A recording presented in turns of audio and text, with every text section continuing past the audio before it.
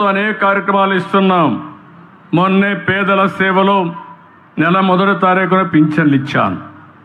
ఈరోజు మీరు చూస్తే 4,000 రూపాయలు పింఛన్ ఇచ్చే ప్రభుత్వం భారతదేశంలో ఒక్క ఆంధ్రప్రదేశ్ ప్రభుత్వం తప్ప ఎక్కడా లేదు. ఇక్కడుండే ఎన్డీఏ ప్రభుత్వం ఇస్తున్నాం.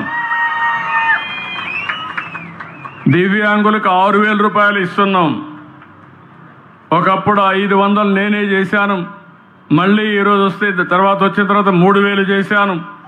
ఈరోజు 6,000 రూపాయలు చేసే పరిస్థితికి వచ్చాం. ఎవరైనా కిడ్నీ పేషెంట్లు కానీ లేకపోతే కొంతమంది లెప్రసీ పేషెంట్లు ఉంటే వాళ్లకు 10,000 ఇస్తున్నాం.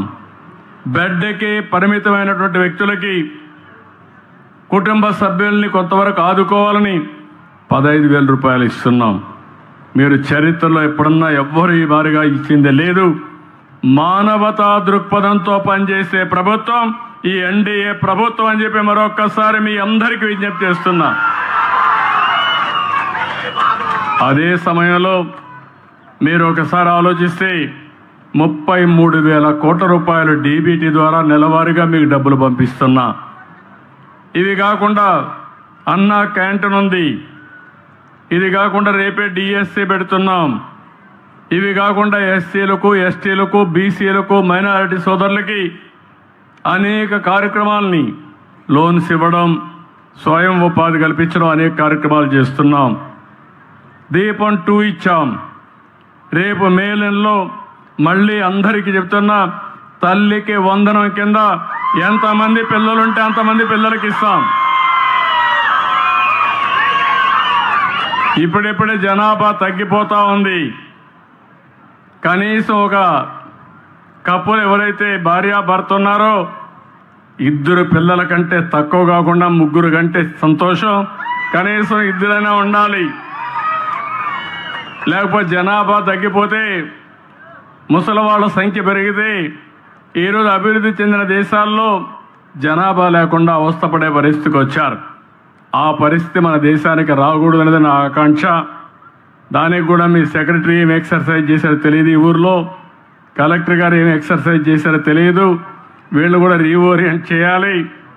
వాళ్ళు కూడా అభివృద్ధి మాట్లాడుతున్నారు తప్ప భవిష్యత్తు గురించి ఆలోచించే పరిస్థితిలో లేరు. అదే సమయంలో అన్నదాత కింద రైతుకి ఇవ్వాల్సిన డబ్బులు కూడా 20,000 రూపాయలు ఇస్తా అన్నాం. కేంద్రం 6,000 రూపాయలు ఇస్తుంది.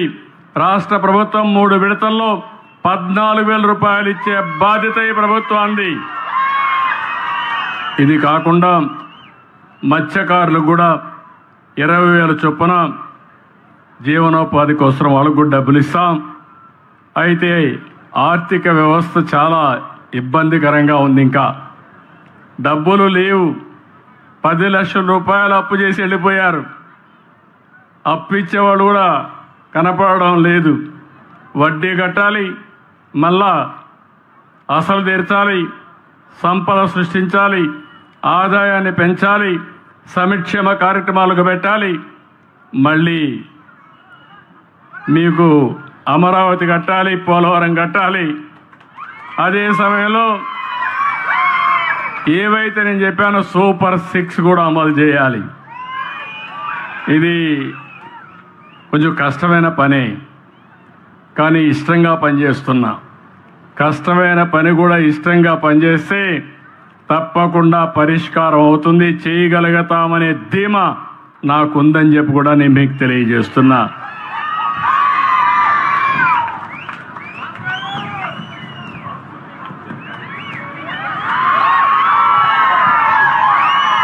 ఇక్కడికి వచ్చినప్పుడు మిగిలిన విషయాలు నేను మళ్ళీ మాట్లాడతా. ఇక్కడికి వచ్చినప్పుడు ఈ ఊర్లో 1073 కుటుంబాలు ఉన్నాయి. నేను ఒక విషయం మీకు చెప్పాను. ఇక్కడ మార్గదర్శులు ఉన్నారు. ఇంకొక పక్క 41 బంగారు కుటుంబాలు, ఒక 5 మంది మార్గదర్శులు ఉన్నారు. వాళ్ళు మాట్లాడిస్తాను. నా ఉద్దేశం ఒకటే, ఇంటికి కావలసిన అవసరాలు తీర్చే బాధ్యత నాది. గ్రామానికి కావాల్సిన అవసరాలు తీర్చే బాధ్యత నాది.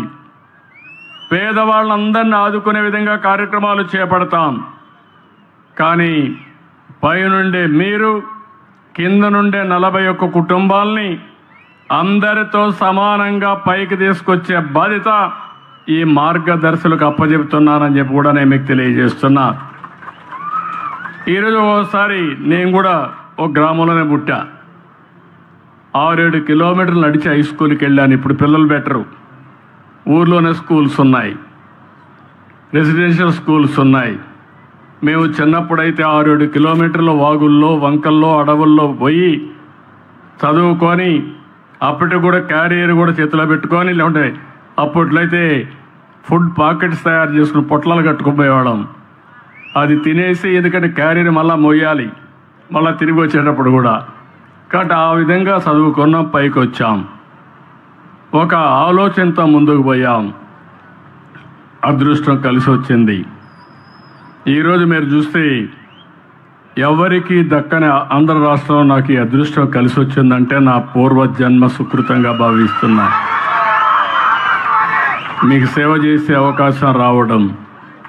అయితే నేను ఆ రోజు కొన్ని పబ్లిక్ పాలసీస్లో మీరు ఒక్కసారి గుర్తుపెట్టుకోవాల్సింది, ఒక నాయకుడు దూరదృష్టితో ఆలోచిస్తే ఆ జాతి బాగుపడుతుంది.